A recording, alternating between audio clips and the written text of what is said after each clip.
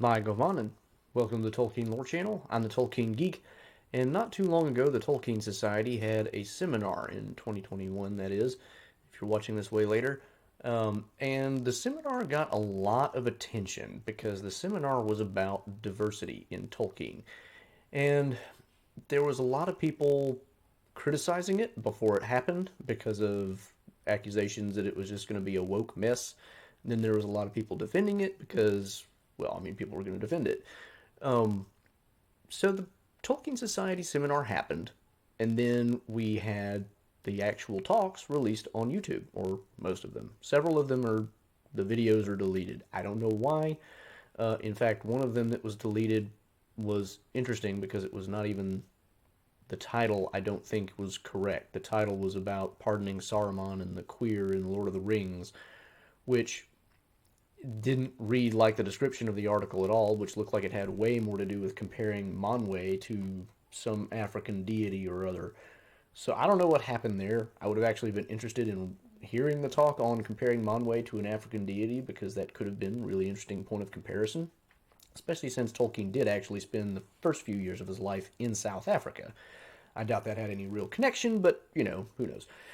At any rate, now that the Tolkien Society seminar has actually been made public for the most part, I decided to watch a couple of the videos and get an idea of whether it was really worth all the hullabaloo. And the answer is probably yes and no. But what I'm going to do in this particular video is not talk about the politics or anything like that. I'm just going to take one of the videos that I watched and I'm going to give my academic response to it, basically. And so I'm going to leave out all the politics. Politics is something I really try to avoid on this channel. I don't like getting into politics because to me that just ruins Tolkien. I mean, once you start going down that road, it just messes everything up. Just leave the politics out of it, let the story be what it is, and let everybody be happy. But the question really comes down to what is the interpretation of the story? And this becomes really relevant because a lot of the interpretations here take the root of the death of the author approach, which I've already done a video recently on death of the author versus authorial intent, and I came down on the authorial intent side. And this is why this kind of distinction becomes relevant, because if you stick with the intent view, you get, somewhat more limited possible interpretations of what a story is about or contains. Whereas if you take the death of the author approach, you can find more or less anything you want in a story. And that's kind of where this one piece goes. The piece that I'm going to be addressing specifically is one, I may botch the title a little bit. It's Gondor in Transition, Transgender Realities in the Lord of the Rings, or something like that. And I'm going to give an idea of what it's about and respond to it as briefly as I can, but it goes into a lot of stuff, and so there's going to be a lot to it. Hopefully this video won't be too long, but I'm just going to give it as an example of what kinds of things went on with this Tolkien Society seminar, explain why I think they show the weakness of the death of the author approach, and how I think they're being a little inconsistent with it as well. But again, I'm going to stay away from the politics. I'm not bashing this paper because it addresses transgender issues. I think those aren't in the story, and I'm going to show why I think they're not in the story, but I'm not bashing it just because that's what their view is. I should also mention there are several papers that were given at this seminar that didn't appear particularly woke at all. For example, there was one about issues of caste in Chinese, specifically translations of The Lord of the Rings. And I don't know anything about that one. I haven't watched it, but I could see how that could be an issue because China, being run by a communist regime, probably has a fairly significant hand in whatever translations of works come over and making sure that it doesn't go against the political grain that they want it to go against. I mean, the Chinese regime is not exactly a free speech friendly regime. So I could imagine why there might be really interesting, probably bad, issues that come up in Chinese translations. So, I mean, there are topics that are addressed in this seminar that might have been very interesting. I already mentioned the Manwe paper as well, assuming the description was correct versus the title. That's kind of an open question because, like I said, that's one of the ones that was deleted, so I couldn't watch it. which kind of disappointed me, actually. I was interested in that. But that being said, now I'm going to look at this one particular video, and I'll link to the playlist. You can find the entire playlist on YouTube of the ones that are still there. I'm going to link to the Tolkien Society website where they have the abstracts of all the articles that were presented, and that'll show you the abstract for the article that was the one that I mentioned about Saruman being deleted. So you'll have access to both the videos themselves and the descriptions of the ones that aren't up in video form, so you can do your own thing. So that said, let's take a look at this particular article. So first off, the first part of the video or talk paper article, I keep using different words, but I'm trying to say the same thing. The author basically goes with the we shouldn't care what Tolkien said or thought or intended, really, is what it comes down to. And the reasons given to me are not all that convincing. One of them was, nobody really knows what Tolkien intended, and so we're always just guessing. Well, okay, sure, but there's enough material there that we can get a pretty decent idea of what he intended. Another reason was, the story is out there. It can be read, by anybody, and we all engage with the text. It's like, okay, fine. But again, it's like my approach to that issue is intent matters because a story, like anything else, is just a form of communication, and the communication is determined by the intent of the communicator. I didn't find that argument, any of the arguments raised, basically very convincing. But that's the approach they're going with. So we have to look at their arguments through that lens, at least to be as fair as possible.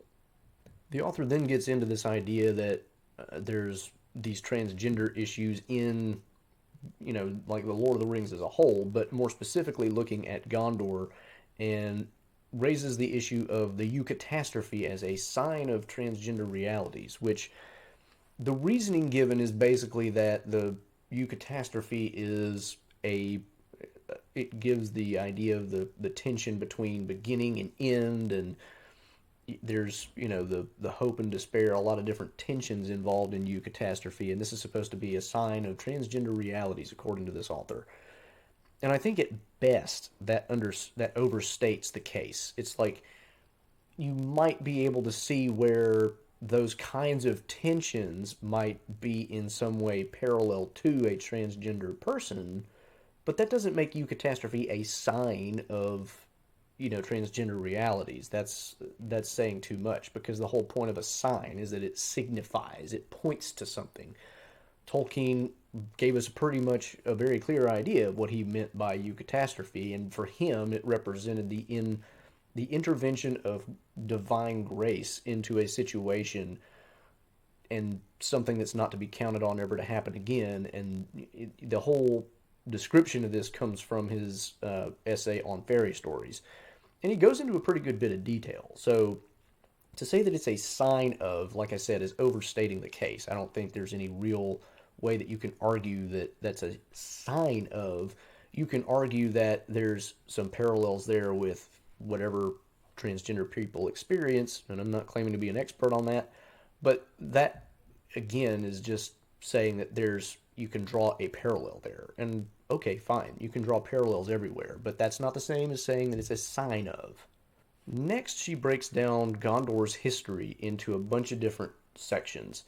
And basically, it's like originally it was basically a colony, and then it was part of a United Kingdom, and then it was part of a divided kingdom, and then it was the sole surviving half of a divided kingdom, and then it was a kingdom under attack, and then it was a kingdom without a king, a kingdom without a king, a kingdom without a king under attack, a kingdom without a king under seemingly insurmountable attack.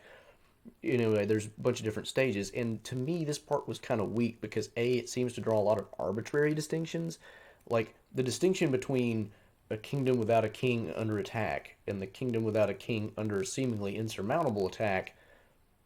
That's kind of a distinction there, but not really a meaningful one. And the reason why I say it's not meaningful is because what she ends up doing with this list is saying that if you look at Gondor, we tend to think of it as being associated with kingship, but in fact, most of its categories of history fall into when the stewards were ruling.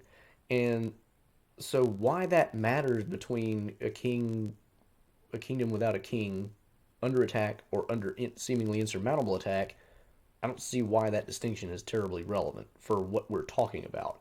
Furthermore, when she highlights the sections that she says are about, the rule of the stewards, she actually highlights too many of them because she highlights, I want to say it was the remaining half of a divided kingdom, and then even one more. I think she highlights like 5 sections, but really there's only about 3 sections that should have been highlighted as being under the rule of the stewards. The rule of the stewards was only about 500 years, or maybe a little more than that. I don't remember exactly the timeline, but out of a 3,000-year history, it was a relatively brief period.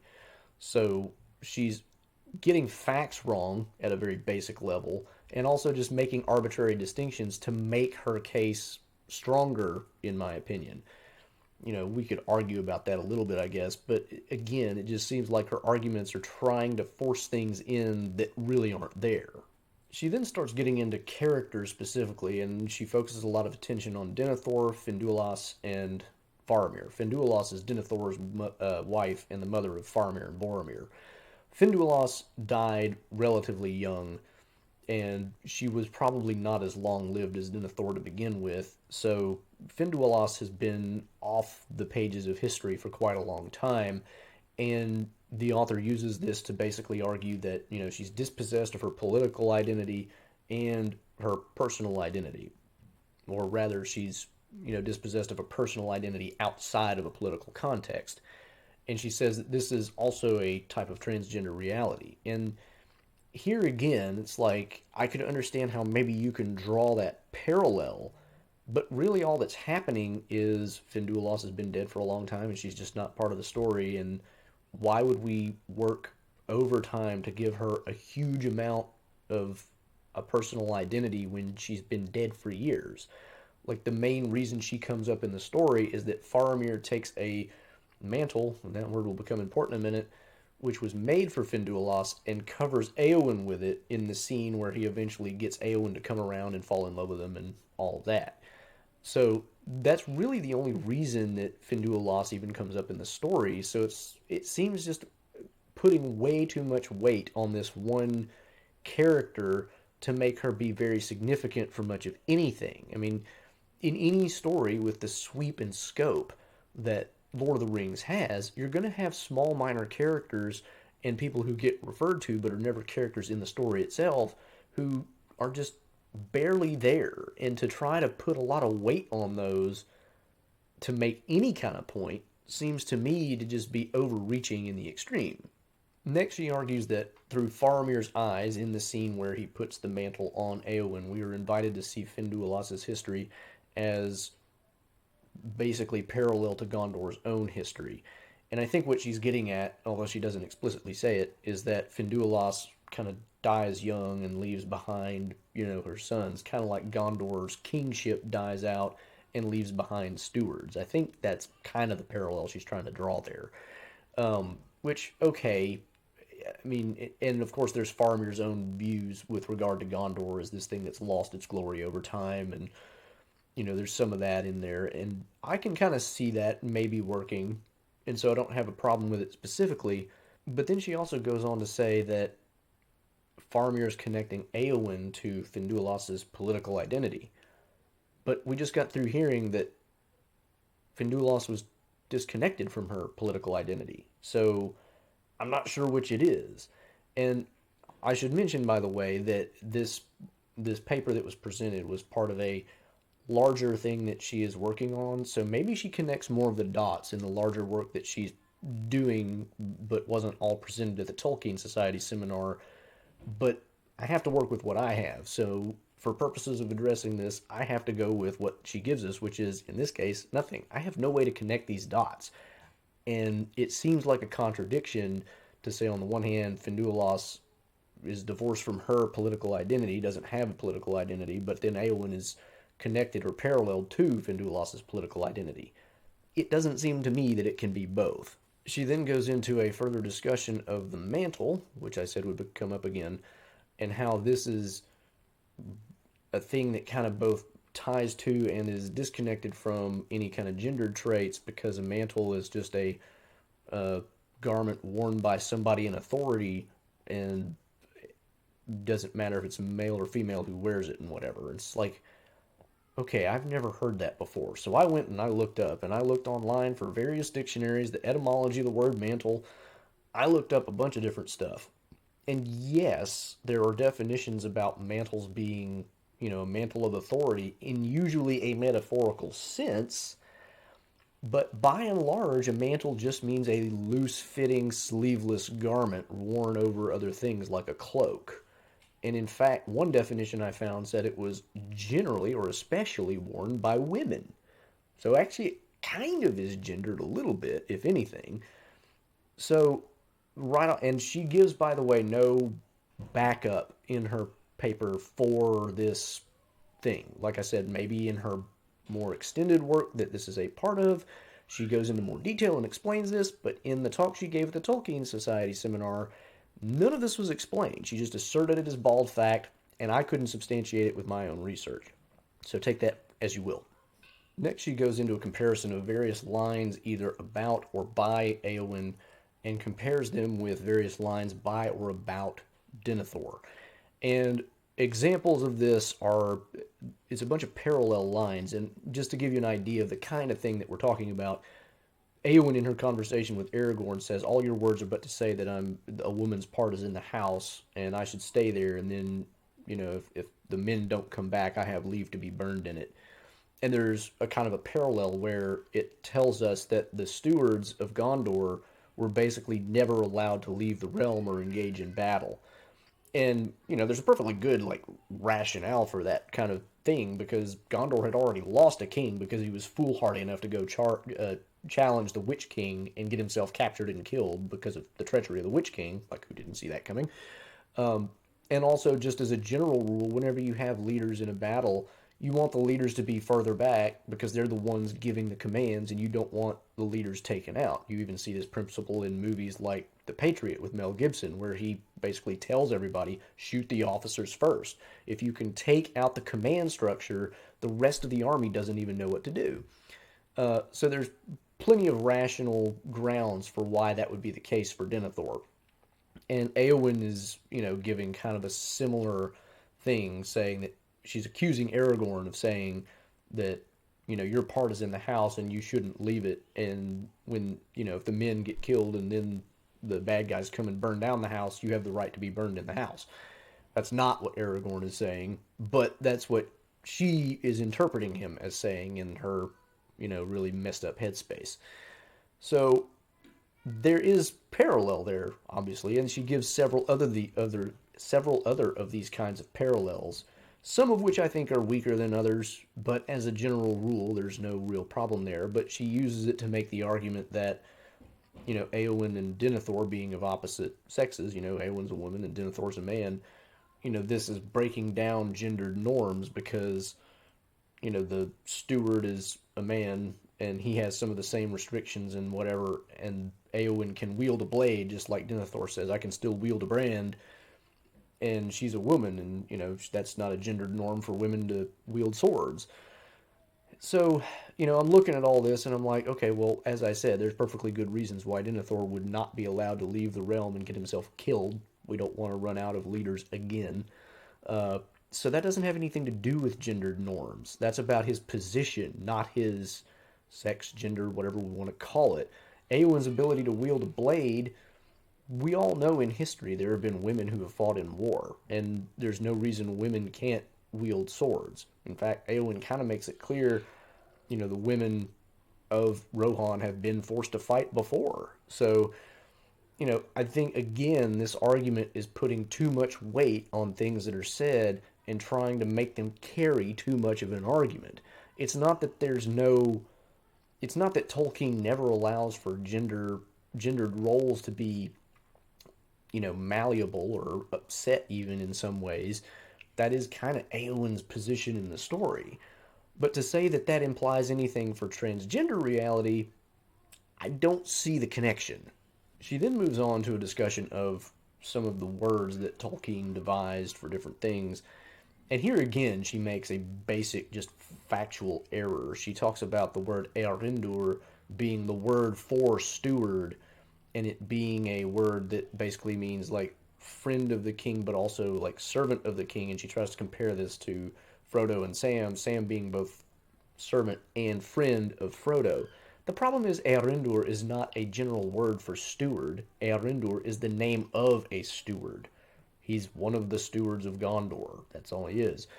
And yes, there is the in the root words for the Elvish language, Indil is friend, Elendil, elf friend, and Ndur is properly more like a servant as opposed to a friend, but can apparently, and I don't know where she's getting this. I think it was from one of the very scholarly types of publications that puts out stuff from Tolkien's linguistic work. Uh, but there's the idea that it also carries some degree of friendship with it as well, not merely a master servant relationship. And I'm perfectly happy to grant that. I don't know any better. But the fact remains the word isn't applied to steward, and I just don't see again how any of this connects to there being a non-binary or a transgender or anything like that, as if stewards who are servants of kings can't also be friends of kings in a way that doesn't bend male female, heterosexual relationship norms. Like, I mean, there's so many assumptions behind that argument that just aren't backed up by anything that she says. I just don't see how the argument flies. She then goes into an argument about Denethor being a lot like the Virgin Mary, and here again, the argument, she never really backs it up much. But she draws the parallel as Denethor, giving up his sons in the war against Sauron and comparing that to the Virgin Mary giving up her son Jesus for the salvation of the world. And she brings up an artwork created by, I don't remember who, which draws Denethor and Faramir in much the same kind of position as a lot of religious artwork about Mary holding Jesus after he's been crucified. And it's like, okay, somebody's interpretation in art isn't an argument, first of all. Second, her next argument is that, the person that we think we know as Denethor from, the text is actually not really who Denethor is. And to prove this, she gives a passage where Gandalf is explaining after the whole Palantir incident and Denethor burns himself to death that he thinks that, he mentions that he suspected there was a Palantir and that probably Denethor had, wisely foregone looking at it for a long time, but eventually did and finally fell, and, this whole passage. And then she highlights sections of it where Gandalf is flat wrong, where the statements are at least disputable, and then places where he's right, and says Gandalf is only right 23% of the time. She never explains how this incorrect view of Denethor is relevant to her earlier point, and she also never actually gives us the sources for why anything Gandalf says was wrong. She says it comes from the Unfinished Tales, but she never quotes the Unfinished Tales and explains why any of this is proving that Gandalf was wrong. But even if the Unfinished Tales did contradict something in The Lord of the Rings, the Unfinished Tales are just that. They're musings by Tolkien, which weren't necessarily finished, and therefore we don't necessarily have the right to take as canonical. Also, we have to remember when Gandalf is saying all this stuff, he is necessarily speaking at the level of a surmise because he doesn't know the facts of what went down with Denethor. He's going on what he has and guessing at least some of it. We have good reason to think maybe that Gandalf's guesses are pretty good, but we're not supposed to necessarily take every detail he says as gospel because he doesn't know everything. I mean, that's not his role. But again, even to that extent, the Unfinished Tales are not a trump text that allow us to say that, see, the Lord of the Rings is wrong and Gandalf was wrong, and therefore, what? Okay, Gandalf was wrong. That proves nothing. As far as I know, she didn't come back and support any of her earlier argument. She just made the argument that we get the idea of what Denethor is through Gandalf, who is clearly wrong. Even though she can't cite any sources that show why Gandalf is wrong, other than to just refer to the Unfinished Tales, and she never gives an argument for why her interpretation of Denethor is right. So again, I just don't see how the argument flies. She kind of ends the more academic portion of her talk by saying that we should look for transgender realities in, and I'm going to have to refer to a list because there's a long one, states of process, confounding of dichotomies and binaries, death, misperception, identity without body, sites of power or trauma in the body or landscape, shifting and contradictory contexts, and the rejection of expected contexts. Why all of those things are specifically related to transgender realities, I don't know, and she doesn't explain. Identity without body is something that literally every Christian has believed, and every Hebrew has believed who is faithful to their religion since, you know, ever, because they believe in an incorporeal God who has an identity without a body. This is like a large chunk of humankind has always believed in spiritual, non corporeal beings. And that's just one example. Another is the idea of death. Why should death be any kind of particular representation of transgender realities? People die. That's just a part of the world.